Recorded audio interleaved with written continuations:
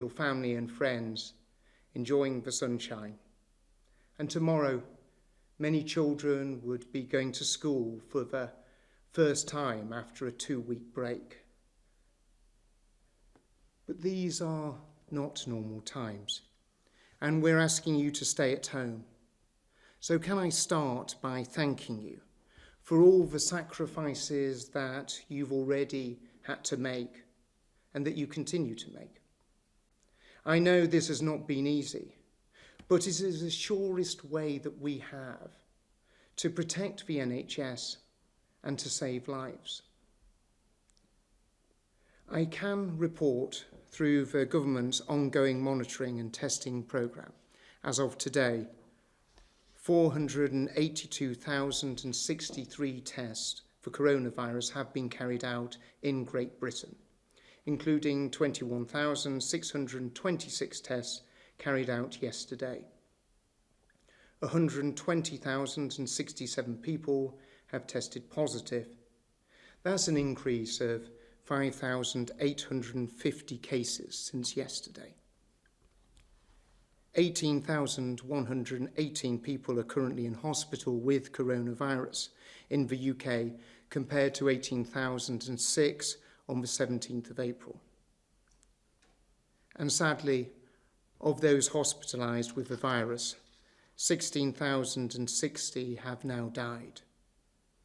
That's an increase of 596 fatalities since yesterday. We mustn't forget that behind every single statistic, there is a heartbreaking story, and my sincere condolences go out to everyone who has lost someone that they love. These are challenging times for all of us, and each of us has a role to play in fighting this virus.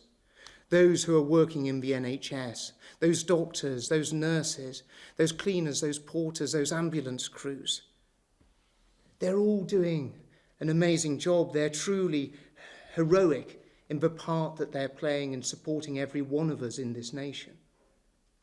But today, I would also like to say how enormously grateful we are for those who are working in our nurseries, schools, colleges, universities, and children's services.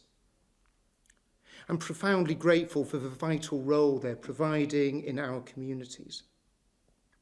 They've been keeping schools and nurseries open, including over the Easter holidays, so that our most vulnerable children and children of critical workers can continue to be supported and they can be cared for.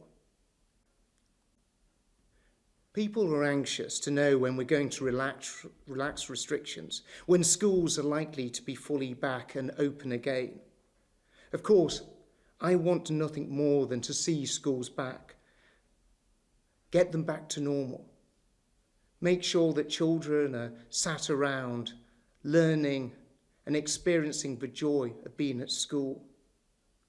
But I can't give you a date, because before we do, we need to meet 5 tests. First, we must protect the NHS's ability to cope and be sure that it can continue to provide critical care and specialist treatment right across the whole of the United Kingdom.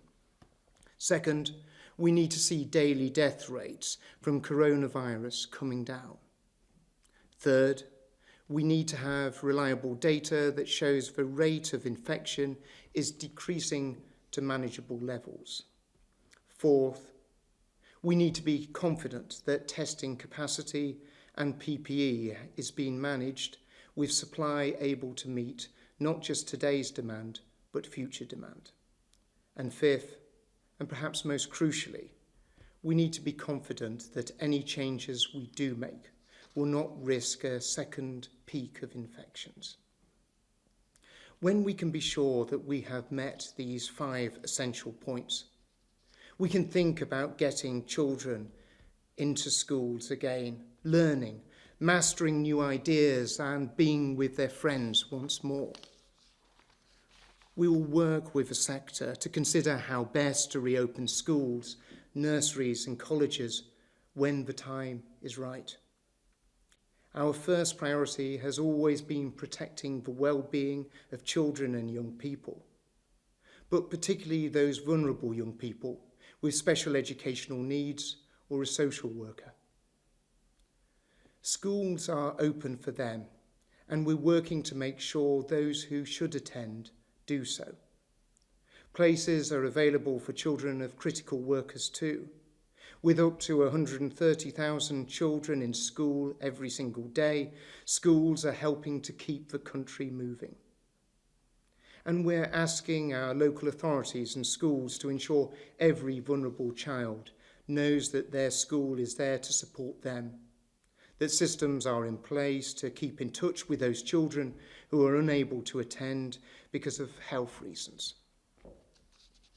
I know that families of seriously ill and disabled children are particularly worried at this time, and I'm grateful to all staff who are working so hard to support their education, health and care, particularly those in special schools and residential care homes. Young people who have left care or just about to, whether that's from a foster family or residential care, are really vulnerable right now. So I'm asking local authorities to ensure that no one has to leave care during this difficult time. The £1.6 billion of additional funding announced yesterday will help local authorities give care leavers and other vulnerable groups the support that they need at this difficult time.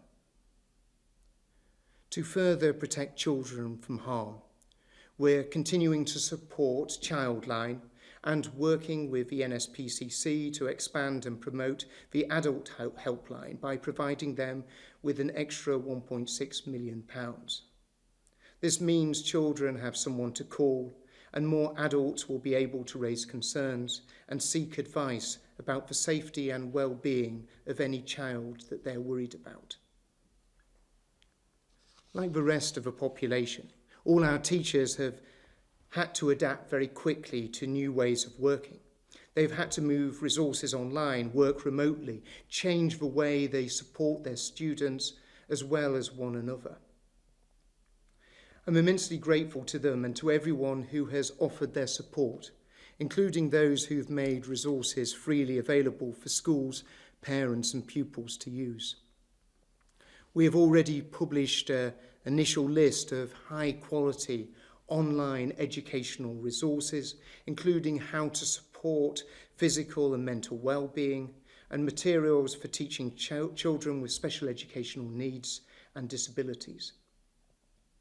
In yet another example of how we are at our best when we work together, some of our leading state schools have collaborated to open the Oak National Academy, which will be launched online tomorrow. This is a totally new initiative led by 40 brilliant teachers who have assembled video lessons and resources for any teacher in the country to make use of if they wish to do so. 180 video lessons will be provided each week across a broad range of subjects for every year group from reception through to year 10. I recognise all the challenges that families will be facing at the moment, and we're determined to support parents who are helping their children learn from home. I think we all know how difficult that can be. The BBC has developed resources for families as part of the most comprehensive education package in the BBC's history, available on TV and online from tomorrow morning. And to make sure as many children as possible can access online learning, we're ordering laptops to help disadvantaged young people who sit key exams next year. We'll also provide laptops and tablets for those children with social workers and care leavers to help them stay in touch with the services they need, keeping them safe as well as supporting home learning. And if disadvantaged secondary school pupils and care leavers who are preparing for exams do not already have internet connections, we'll provide free 4G routers to get them connected while schools are closed. We're also working with major telecommunications providers to exempt certain educational resources from data charges, so that this does not add to household expenses that may already be very stretched at this moment. Before I finish, I'd like to applaud the remarkable way our education community has responded to this outbreak. I'm enormously proud and inspired by the incredible spirit they are showing. Schools are supporting their communities in every way, from preparing food parcels to sharing their facilities with local hospitals. Colleges are manufacturing and donating equipment. And universities are working flat out to develop diagnostic tests and, of course, a vaccine which will help us beat this invisible enemy. And to any young people watching, I wanted to say to you how sorry I am that you've been disrupted, you've had your education disrupted in this way. I know how hard it must be, and I'd like to thank you for making the adjustments that you've had to make. I know that you'll be missing your friends, your teachers, your lessons, and I want you to know that you are such an important part of this fight too, and I cannot thank you enough for all that you are doing. This global pandemic is the biggest threat to our country. It's the biggest threat that this country has faced in modern times. If we all continue to work together as we have been, and if we continue to stick to the advice of our experts, we will come out the other side and be able to begin the task of rebuilding our communities. I'd like now to hand over to Jenny, and then we will take some questions. Jenny. Thank you, Secretary State. So I'm just going to talk briefly through 4 slides, which many of you I know will be very familiar with, but just to highlight the hard work actually that you as the public have achieved and the projection ahead as we see it. So the first slide is indicative of the social distancing measures we've all been working hard to achieve. And I think we need to congratulate ourselves, but also maintain these measures as we go forward to ensure that we keep control of the pandemic as it is. This slide shows that since February, there has been a more than 60% drop in our use of transport over all transport types, and particularly in rail and tube, recognising that it's just our essential workers who are going to work at the moment, and usage on that is down by 95%. We've had a little blip, if you like, over the Easter period where people have been at home anyway, and those normal levels, normal levels, if you like, for pandemic status are now resumed. So I think a lot of really good work, but work that we need to continue. Next slide, please. Again, we usually look at the number of UK cases which have been confirmed. These are reported when lab tests are completed. It may come a little time after the initial laboratory test. And what you can see here is a rise in the cases that we reported through March. And although there is some variation on a day-to-day basis, in general, there is a trend for the number of cases to be plateauing out now. And that is despite increased testing capacity. And that, I think, is reflective of the social distancing measures that we've had, but are also reflected in our hospital data as well. Next slide, please. And this slide shows you the number of people in hospital over the time period since around the middle of March. There's a few dips in this, which we recognise from data collection, for example, around the early phase in April, but you need to look at the general trend across the picture. And for London particularly, it demonstrates not only the very significant amount of work that our hospitals have been doing, particularly around the first and second week of April, but also the success which is occurring now in the number of cases coming down over time. Now, again, there will be variation as we go forward. We shouldn't be looking at specific day-to-day variation, but it is the trend in that period. Equally, you can see that other parts of the country have had slightly different pressures on their systems, and it is really important that those areas continue to practice social distancing so that their hospital systems as well remain fully able, as they are now, with significant capacity in critical care and in normal bed utilisation, to manage all of the patients who need hospital care. Last slide. And then the last slide here is around our global death comparison. Again, this is one which, as a public health specialist epidemiologist, is one which we need to reflect back on many months ahead, in actual fact, because of the difference in the way which different countries and different systems collect data. But we want to be able to show you what is happening in the UK and how that relates as far as we possibly can to other countries. And you can see there are two lines on this one. The UK hospital-only data, this is very robust data which is readily accessible.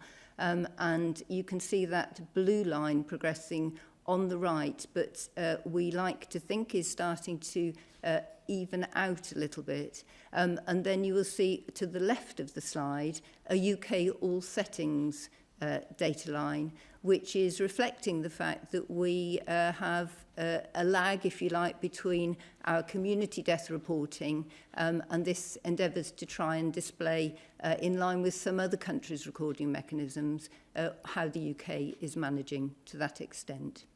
Thank you. Thank you ever so much, Jenny. And I think the first question that we've got is from Hugh Pym at the BBC. Thank you. Can you comment on reports today that stocks of PPE were allowed to run down in the couple of years before the pandemic? And why was more not done to get hold of more PPE in March and early February, including using British companies? Well, what we've seen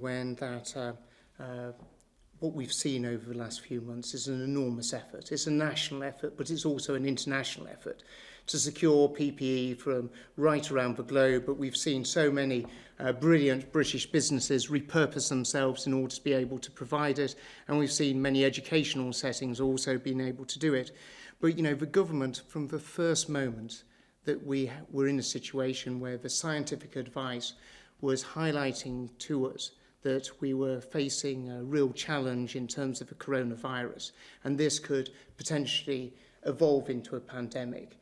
Every resource of government has been deployed to not just expanding what we need in terms of PPE, but also ventilators, and we've seen a massive growth in the number of ventilators that we have available in our hospitals, and keep adding and building to the stock of what we've got. I'm not sure, Jenny, if there's anything extra on PPE that you wanted to add. Happy to. So I think we perhaps ought to just step back a little bit and start from the beginning of this, which is the UK, regardless of the position that we may be in now or commentary, has been an international exemplar in preparedness. So the fact that there is a pandemic influenza stockpile is considered a very high quality mark of a prepared country in international terms. What we have had, as Secretary of State has said and many others have noted, is a huge demand on our supply.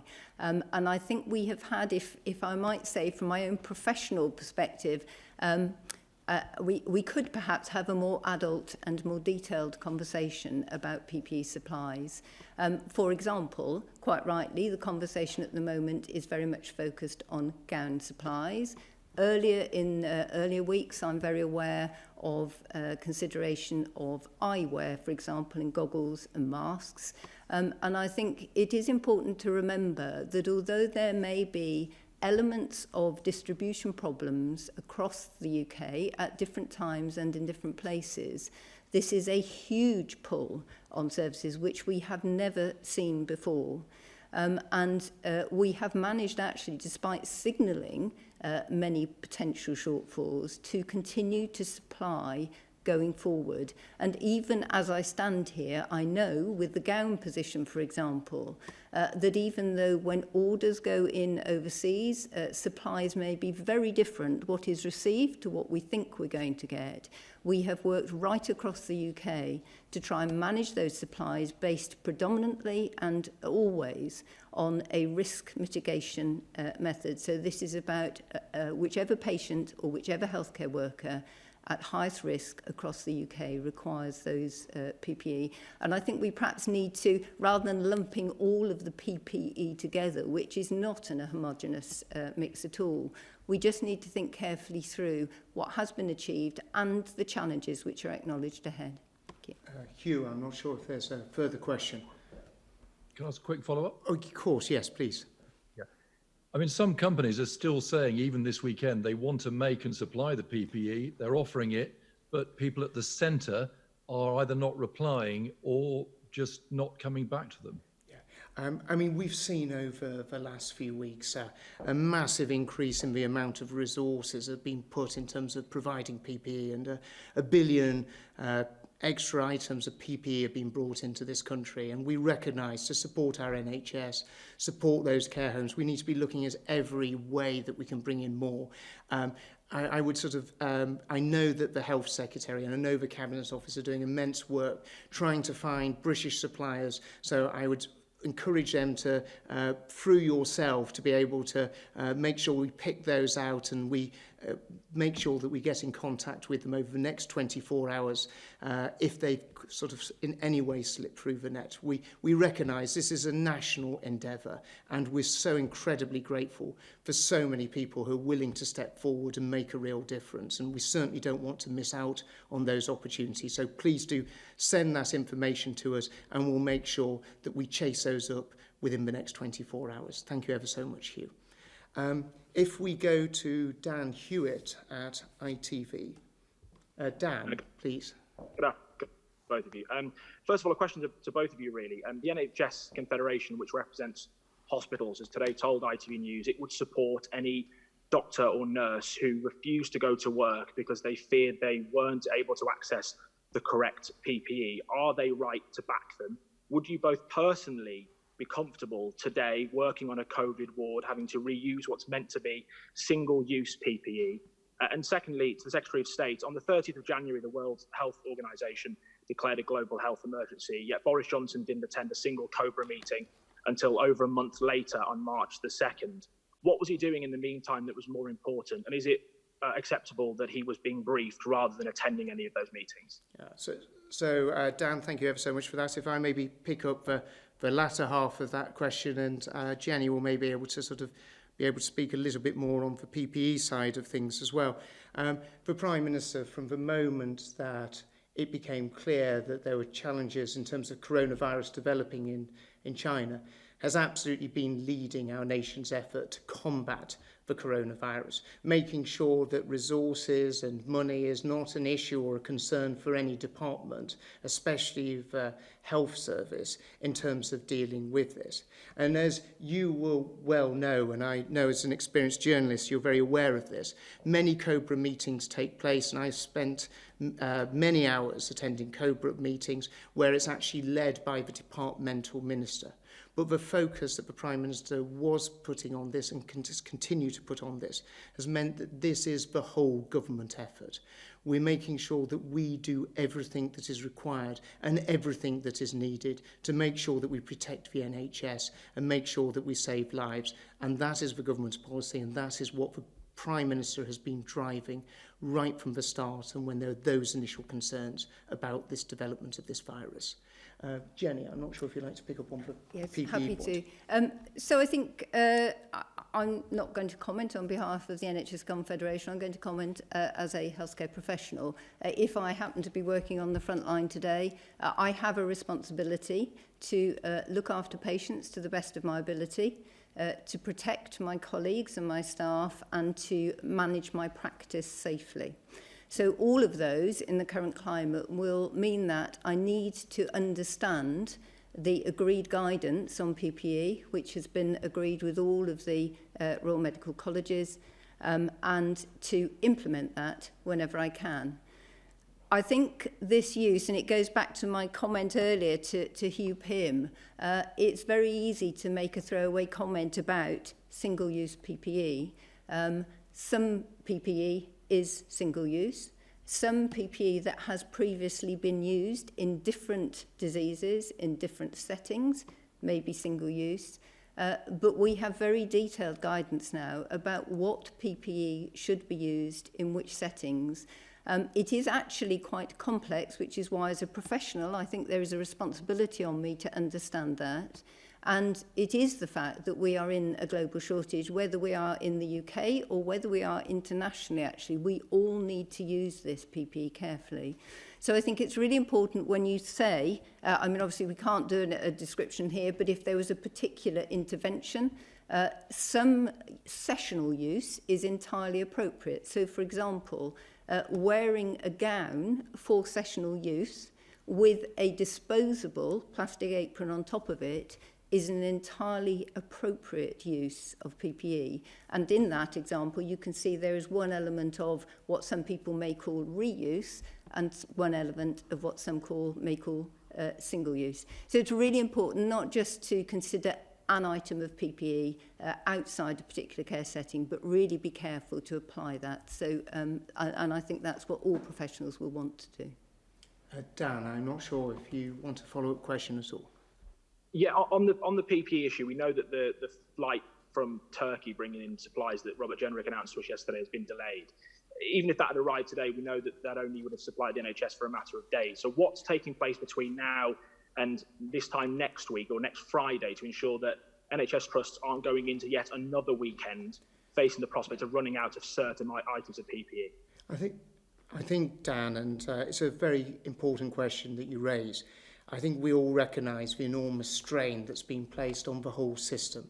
And we also recognise that right across the globe, people are actually trying to get the same items of PPE from quite a limited number of suppliers.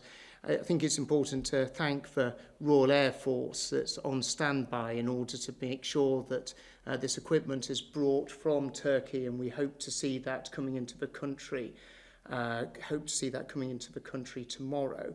But we do recognise that we need to be working constantly in order to be able to boost supplies.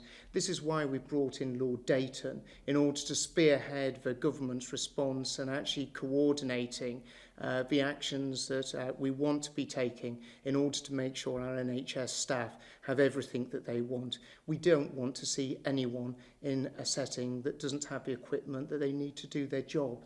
Jenny, I'm not sure if there's... Yes, just to add some sort of real practical tangibility to that, there is a cross-government board which meets, I'm part of that board, to ensure, as I've said from the start, that clinical prioritisation is there. And when I say clinical, it is not just across the NHS, it is around social care sector and other parts of the system which need PPE as well. So, for example, funeral parlour staff, for example, but in the right proportions, and we work across the UK to ensure that each group of staff is prioritised according to that need. The Health Minister is updated on a daily basis on some quite detailed information about PPE run rates and flow rates, and we look ahead all of the time. As I've said, although there is massive ordering ongoing, it's not always possible to predict that the order that we think is going to arrive actually appears in quite the same proportions and content as we planned, and obviously that is an ongoing monitoring activity. There are meetings going on 2 or 3 times a day on a daily basis. Thank you ever so much, Dan. And next we go to Liz Bates at Channel 4. Liz, please. Hello, yeah, I have 2 questions, if I may. First of all, to Dr. Harris, do you know what the gap is in survival rates between different hospitals across the country? And are you going to publish that data? And what are you doing to ensure best practice? And secondly, another question on PPE. I mean, you set out your position many times. We've also heard many stories of health workers without the proper equipment that they need. Can you say to those people now that are going into work day in, day out, risking their lives, that they will get the protective equipment they need to keep themselves safe and their families safe? Or should we expect more cases of frontline health workers without safety equipment that they need? Well, thank you ever so much, Liz. And just on the latter part of your questions, you know, a few weeks ago, much of the debate was about ventilators and the need for more ventilators. And there's concerns about the health service as to whether the health service would able to cope. And what you saw is a national effort to make sure that we had enough ventilators. And what you're seeing in terms of PPE is very much a national effort to make sure we do that. We recognise that we need to be backing up those so many amazing people, not just within the health service, but more broadly right across the country with the right levels of PPE. We are going to do everything we can do to deliver for them. We recognise they're doing an incredibly important job, and every part of government, but every part of the nation is doing what it can do to meet that. Jenny, I'm not sure if you want to mention anything on survival rates. Yes, so, perhaps just a question back. You mentioned best practice. Was there a particular element of best practice that you had in mind? Just if there's any particular strategy to promote best practice, and if the survival rates between different hospitals are playing into that, are being used to develop that. Okay,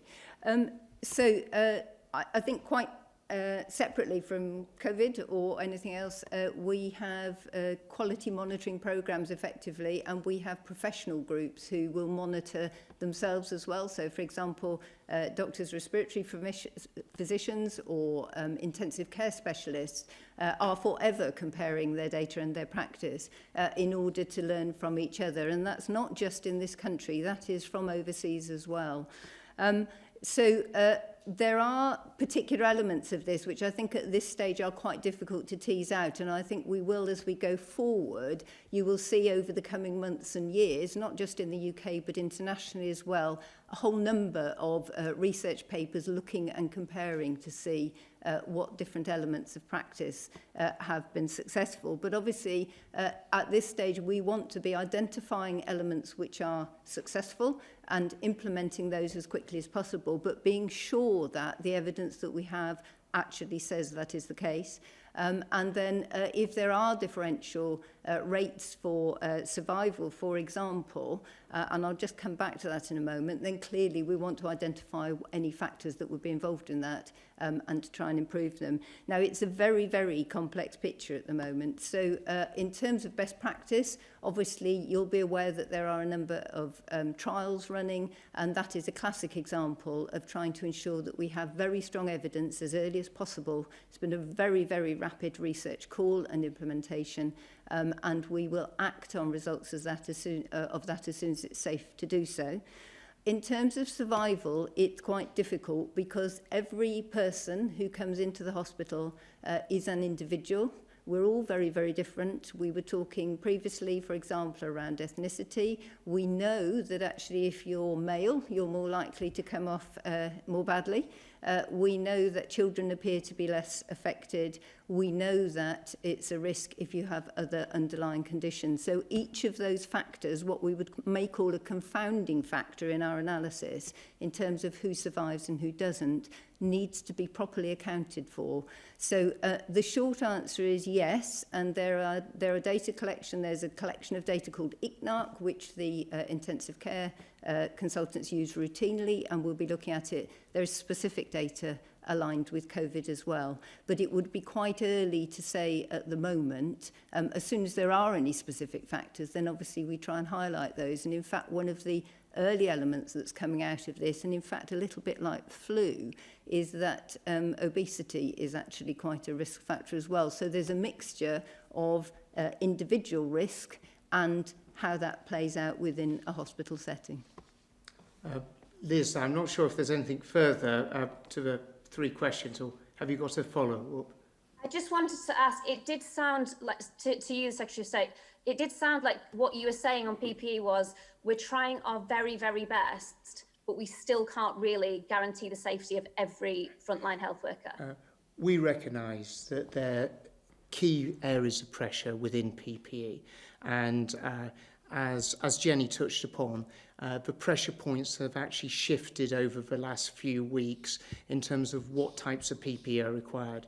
We recognise there's that we recognise there's a big pressure, but what I do want to assure you and all your viewers that we're doing absolutely everything we can to bring as much PPE in right from across the globe. We recognise it's a big challenge. We recognise that we've got to be supporting the people who are supporting our nation in terms of the health service, and we'll continue to focus on doing that. If we can next go to Tamara Cohen from Sky. Tamara. Education Secretary, on schools, from what you've said, we're not expecting schools to reopen in the middle of May, so parents and pupils are preparing for many more months at home. We've spoken to teachers at schools where not a small minority, but 30 or 40% of students have no computer at home, have a difficult home environment in which to learn, and teachers are really worried about the long-term implications of all this. What are your plans to prevent some of these children falling behind permanently? For example, do you expect schools to stay open over the summer holidays? And can I ask Dr. Jenny Harries, we're looking back intensely at the period in February and March where potentially not enough was done to curb the spread of this epidemic. At the end of March, when the World Health Organization said their message to countries was to test, test, test, you told us at the end of March that that may not be an appropriate mechanism for the UK. Do you now think that failure to do more community testing was the wrong approach? Tamara, I think you raise a really important point, and it's something that as Education Secretary I worry about immensely.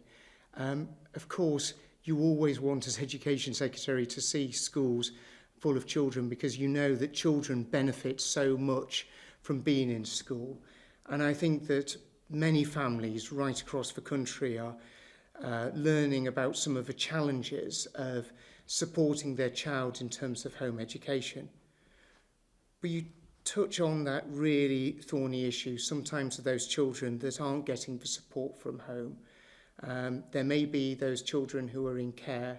There may be those children who suffer disadvantage. I mean, many of us take it as a given that we have good internet and IT facilities at home, but that just simply isn't the case for every single child around the country.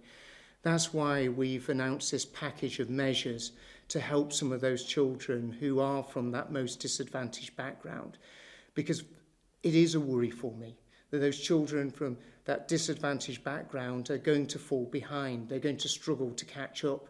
That's why we're doing the things that we're doing, supplying them with IT equipment within their home, helping and supporting them, and also helping and supporting schools to do teaching in the home, helping those children to really succeed. And we recognise there's going to be a whole raft of things that is schools, colleges, nurseries, and of course government need to come together in order to be able to support those children to really succeed in life. I don't want to see children falling behind, and I'll do absolutely everything I can do to make sure that no child, whatever their background, is falling behind as a result of this crisis. If I can hand over to Jenny. Yes, thank you. I recognise that my commentary, which I'm actually going to stick with from that period, has been reinterpreted several times. I'm getting very used to this. I think at the time that that statement was made, many of the countries around the world did not know that they had a problem. And one of the reasons for WHO to be reinforcing the importance of testing was for countries to identify that there was a problem. That was not the case for the UK. We had and we still have a very clear plan. We had a containment phase and it was very successful. If you remember, we had planes coming in from Wuhan. We quarantined people under very strict quarantine regimes from high-risk areas. We followed up individual cases and families wherever that was possible.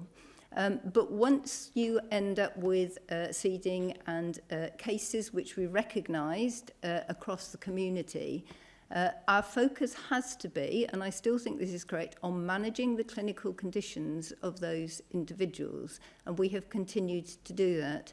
In an area where, in an ideal world, perhaps if you have endless resources, and I mean that in terms of people, I don't mean it in financial terms, but mechanisms for following through, testing, contact tracing and going on, it's an important approach to be considered. But I think what's interesting at the moment is the UK continues to be compared with Germany, and there has been a lot of comparison, and we will continue to do that. It's very, very important that we learn from other countries. But actually, German rates of disease are starting to rise now. We are still at different phases of this pandemic in different countries. And the important thing I always look for, or what I'm trained to look for, is to say, if I do this intervention, what is it that I think is going to happen? What evidence do I have that we would change a course or alter that? And I think we have rather ended up with a conversation which was a demanding on testing without necessarily seeing that causal link, the bit that says if we do lots of testing, how does this play out? There is an assumption there, and it's an important one for us to investigate. But I think the actual mechanism between the two is still not clear, and we must therefore, as you've indicated, continue to look at that. As our cases drop, if we have more digital mechanisms potentially, but again fraught with difficulty I think in implementation, then there may be an opportunity to use testing in a different way to that we used during the containment period.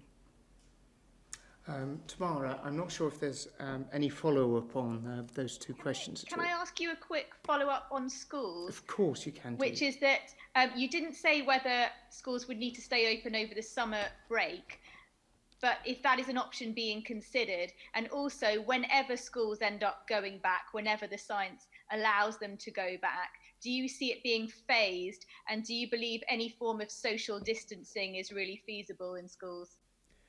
I think we recognise the challenges of anyone who's a parent of trying to instill social distancing in small children. And we have to understand really that sort of broad context.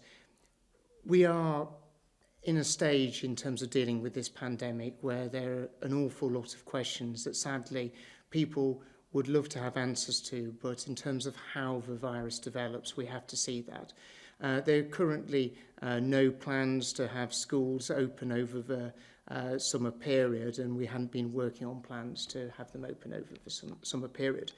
But what we are looking at is different ways, such as I touched upon earlier, the Oak National Academy, of actually how we can provide resources for children right across the country, making sure that they can have the ability to catch up on their learning.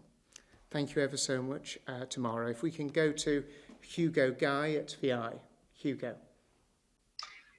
Thank you. Secretary of State, are you looking at what's happening to schools in countries like Denmark, where they're trying things like staggering the school day, reducing class sizes to allow schools to reopen eventually, even if you can't put a timescale on that, but to do that with innovations that make them safer places? And can I ask Dr. Harris, you said just now that testing is not necessarily the reason why the UK has so many more coronavirus deaths than many other large countries. Do you know what the reason is then? Why do you think the UK has been so much worse hit than many other large countries? So if I touch upon the point as to are we looking at other countries and learning from them, absolutely. And we're seeing a few examples of countries opening up their schooling system, and we'll look closely as to how that works, how that goes, and what lessons can be learned from it so we can benefit from that. Jenny. Thank you. So I think just to step back about what I actually said, I don't think I quite said that testing and the deaths were directly linked. What I actually said was we have a difficulty in understanding the variation potentially between different countries and what steps are there to be clear what it is that may be causing variation in patterns across the country. Now, Germany stands out Currently, but again, I think we need to be very clear, we need to look back in 12, 20 months' time on this. Germany currently stands out as different to other European countries, but in fact the UK is not sitting at the top of the European list, if you like, of deaths at the moment. It's really important we understand what this means. Counting deaths, I know it's a sad thing to talk about, and it's something which has had a lot of focus in the media recently. But actually, probably the most useful statistic going forward to compare between countries would be what we call an all-cause mortality. So it's actually looking to say, what is the difference between now, when we have had a pandemic, regardless of what the individual has died from, and what we have had in previous years at the same season and with an age adjustment for that population. And all of those different things will vary between different countries. So it's very difficult to draw direct comparisons. It's not an excuse, it's a fact, it's an observation. And if we don't do it very carefully, we will go off into patterns of exploration which actually don't give us the answers that we need to manage either this pandemic or similar disease occurrences in the future.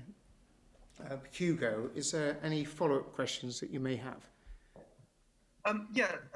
Thanks for that, Dr. Harris. So just to clarify, are you suggesting that it will take a year, 2 years or more before any realistic, useful comparisons can be made between countries? I'm not suggesting any useful ones. I mean, obviously, we do that on a daily basis. The very fact that we are talking here in this conversation about Germany as one example and many other countries as well indicates that we are all very alert to the fact that different countries may be experiencing slightly different rates.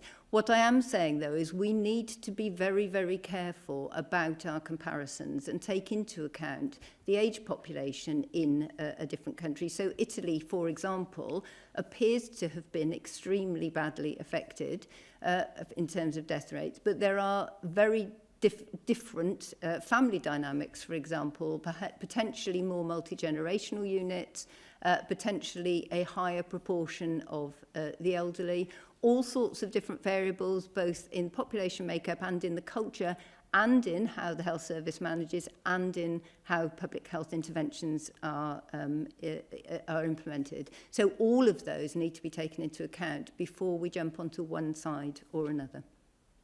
Thank you very much, Hugo. If we can go to Kate Devlin at The Independent.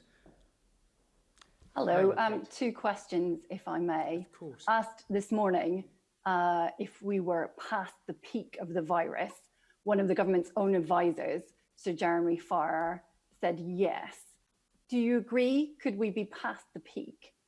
And secondly, if I may, last week The Independent saw a leaked email to NHS trusts which warned that a sustainable supply of gowns would not be with them until mid-June. Will doctors and nurses be facing a shortage of gowns for another 6 weeks? Well, Kate, I think you'll want the expert medical sort of response in terms of whether we're past the peak as against necessary for me. But in terms of PPE and gowns, we recognise this as a challenge, and we recognise that it's a global challenge. But going back to what I'd said earlier, the whole resources of government and the whole resources of a nation are really focused in terms of dealing with that and making sure that we have a gown supply that is needed by our amazing NHS and the work that they're doing within it. If I could ask Jenny to comment on the issue in terms of whether we're past the peak. So I would be very tempted to offer a comment on that today, but I'm not going to be for a number of reasons. I mean, there is some very good news in the sense that today the UK deaths were down to 596. That was from 888 yesterday. We could jump to all sorts of positive conclusions about that, but we shouldn't. We should be extremely guarded. It's a weekend day. We know that hospitals will tend to report later on. I would anticipate those numbers will go up tomorrow. However, and without actually directly answering your question, because I would be much too cautious at this point, I do think it is fair to say that we do know from the hospital data, and you've seen from the slides earlier, that we are now starting to plateau across. And if I look at the number of patients, inpatients diagnosed, it doesn't mean these are the total number of cases across the UK, but they are down by 30%, let's say, just on average, moving around on a daily basis from about 8 to 10 days ago.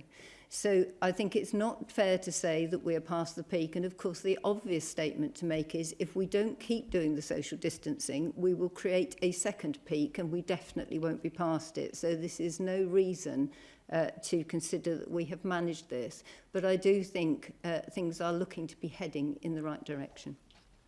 Kate, is there a follow-up question at all that you have for Jenny or myself?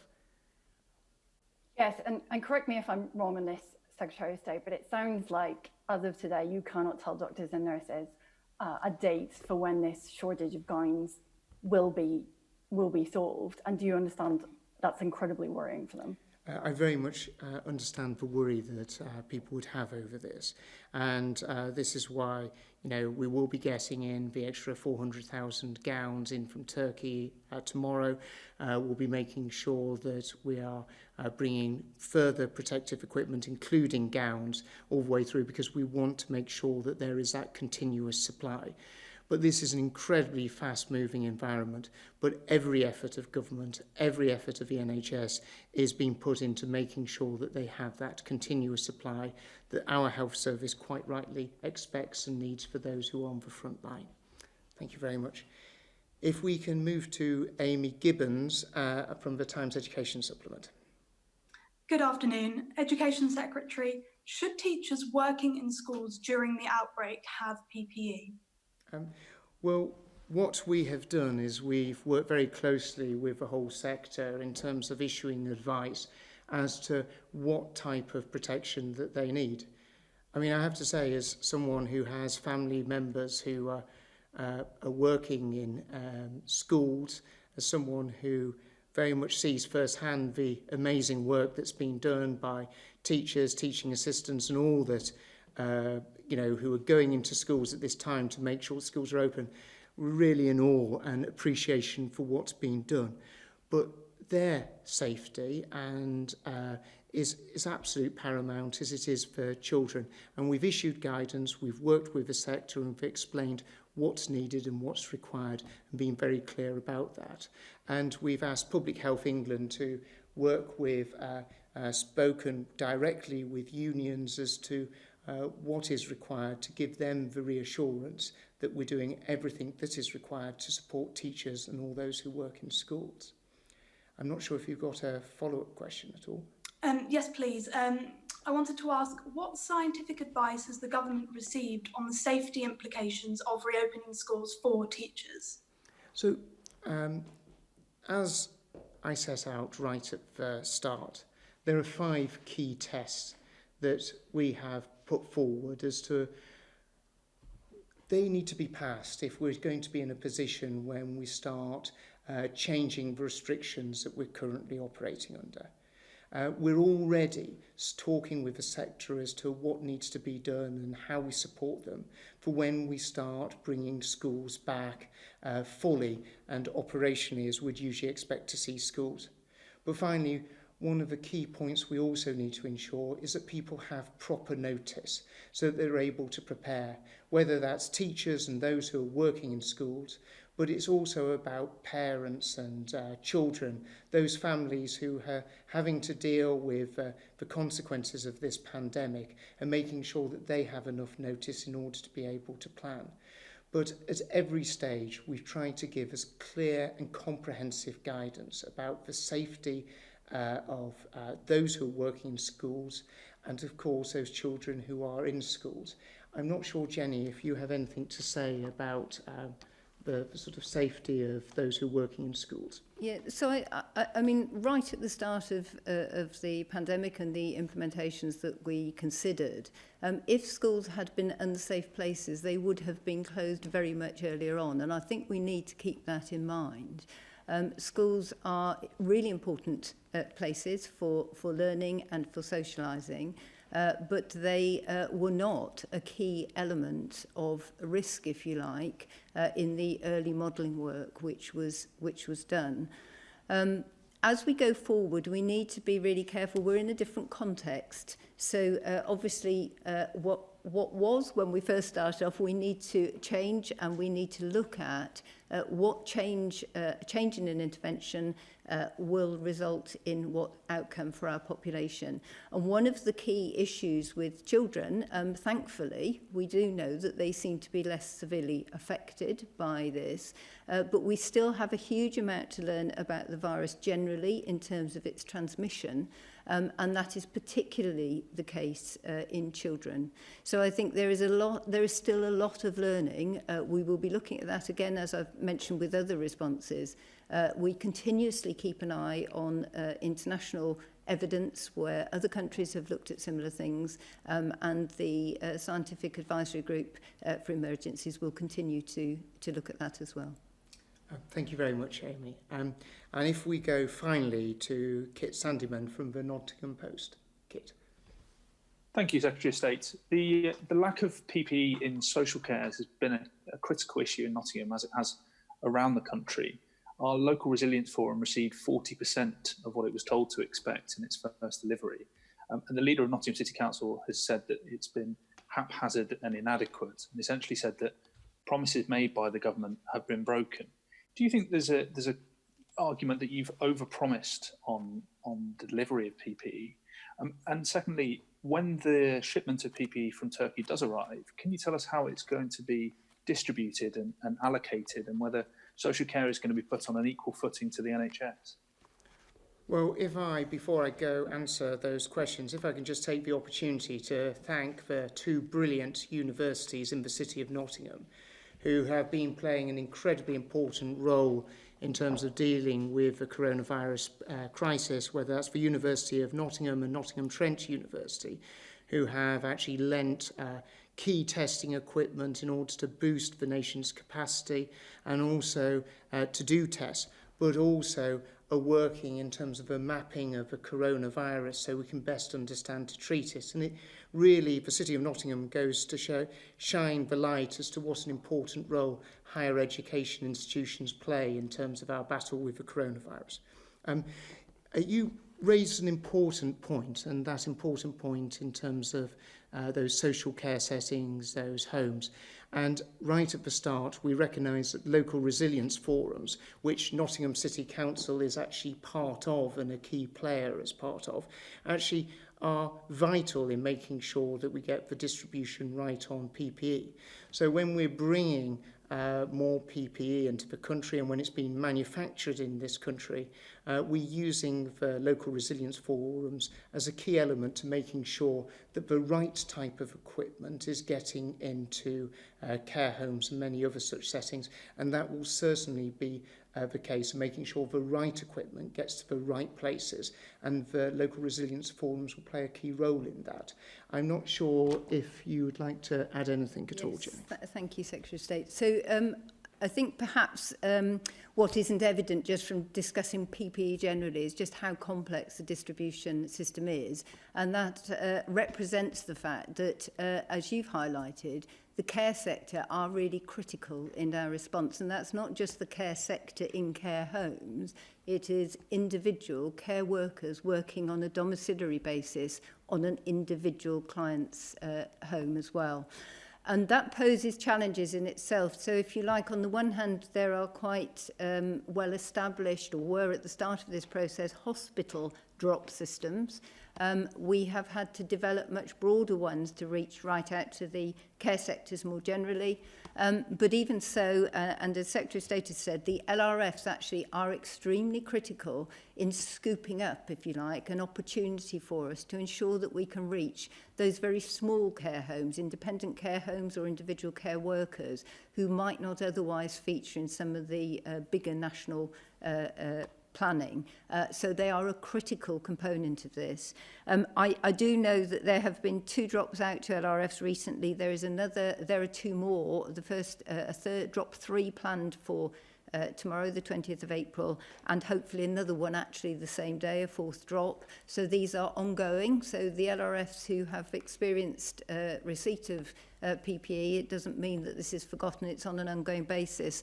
But going back to some of my earlier comments, it is also really important that we don't just drop a certain amount of stuff in PPE in one area or a few areas where LRFs can use it and leave others with frontline staff unsupported. So it is inevitable, but where there are potential shortage supplies internationally, we want to do more frequent drops to ensure that critical staff on the front line are given the right equipment and have that. And that inevitably means there will be smaller quantities over shorter periods of time until individual PPE lines stabilise.